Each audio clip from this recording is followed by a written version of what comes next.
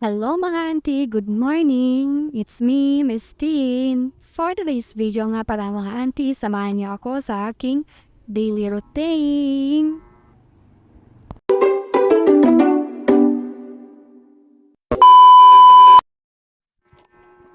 So yun mga auntie, late pala akong gumising kasi nga masakit yung katawan ko kagabi, yung ulo ko at yung puson ko.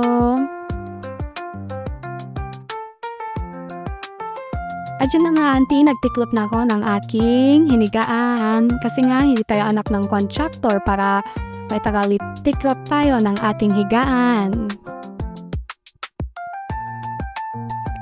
O, tignan nyo ang auntie nyo, ang sipag-sipag. Pag may camera lang yun, ay, joke! Sipag talaga ako, auntie.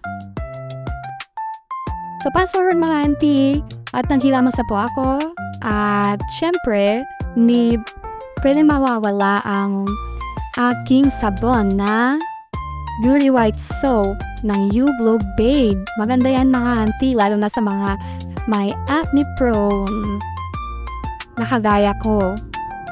Kasi nung nasa Maynila ako mga auntie, talagang nakakatigyawat ako kasi nga 24/7 yung duty ko, tapos stress pa sa mga pasyente, ganon. Binabad ko nga pala yung sabon dyan, mga auntie, in 5 minutes. Auntie, tanggalin na natin yung sabon na binabad natin. Maganda yan, auntie.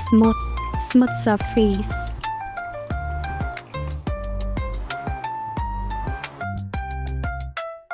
Fast forward mga auntie, yan po. At pagsasampay tayo ng nilabahan ng aking moisture belts, ilalabas natin yan mga auntie.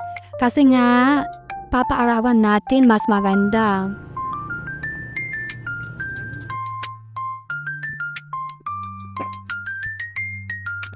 O yan mga auntie.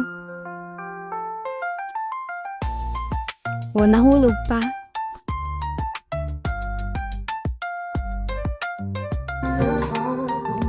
At pagkatapos yun na, mga auntie, is naginis ako sa sala. Walis-walis lang, ganon. Di naman gano madumi ang sala namin na auntie kasi wala namang batang nagkakalat yun ng mga auntie. Bale, ano lang,